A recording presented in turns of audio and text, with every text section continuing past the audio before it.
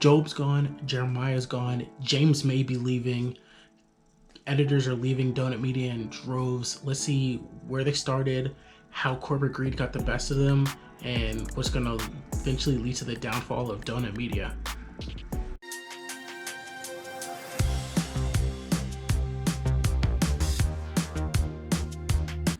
Donut Media will start uploading automotive content 8 years ago, working alongside plenty of pro drivers like Matt Field, Odie Bashi, Ryan Turk, and Chris Forsberg, giving us behind-the-scenes look into FD with frenemies, following Ryan Turk's Ferrari swapped 86 build, following Matt Field's 2018 C6 build, just giving us custom behind-the-scenes look in a very creative way, giving us what could have been the inspiration between F1's Drive to Survive, giving us personal looks into these actual drivers.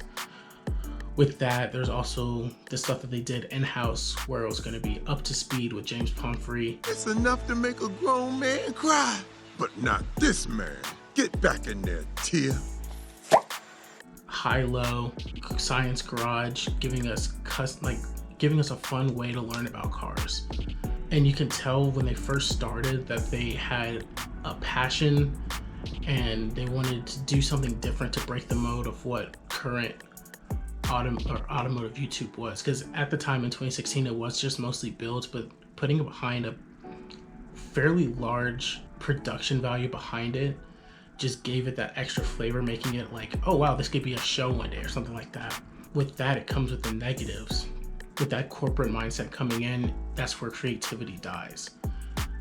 And it kind of gives it a more of a Mr. Beast effect where it's going to be just whatever the new flashy thing is, new flashy trend, giving it that weird fake corporate look to it that most people just didn't sign up for.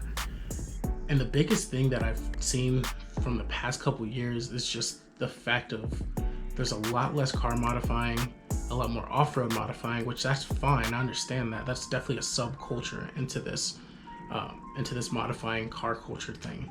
Feels like they're turning their back on their true community, which are the drifters, the people who want to race, the people who want to go fast, people who are more car orientated. People like to work on their own cars too.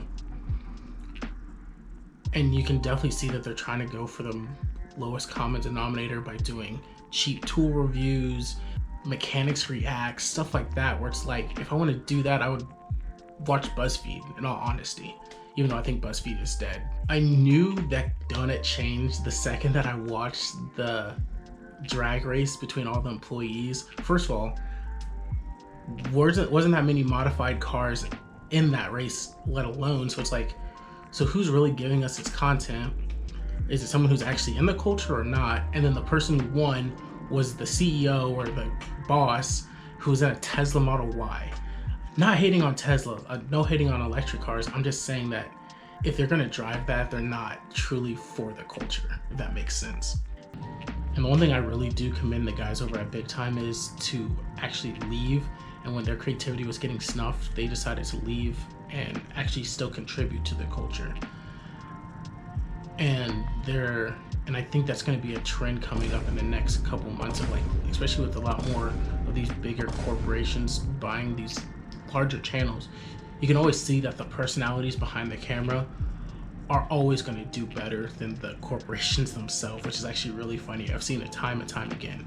You got it with Hoonigan again, you got it with Bon Appetit, which I know isn't a car thing, but it's a food thing that was really cool. I think Braille's dead. That's a skateboarding thing that I used to watch when I was a kid. So you can just see this trend of people leaving these large corporations to just pursue themselves, because at the end of the day, it's a creator economy, and it's way more important about the individual. Do I think Donut Media is dead? No. It's hard to be with 8.8 million subscribers. Do I think they're gonna keep going on the trend of the decline? They're gonna keep having mediocre views. They're gonna keep losing hosts. They're gonna keep putting money over creativity. They're gonna keep being the little gluten-free, sugar-free, vegan donut that they turn themselves into to fit this corporate box, so they can get all that sweet, sweet ad revenue and keep selling to us to some mediocre products.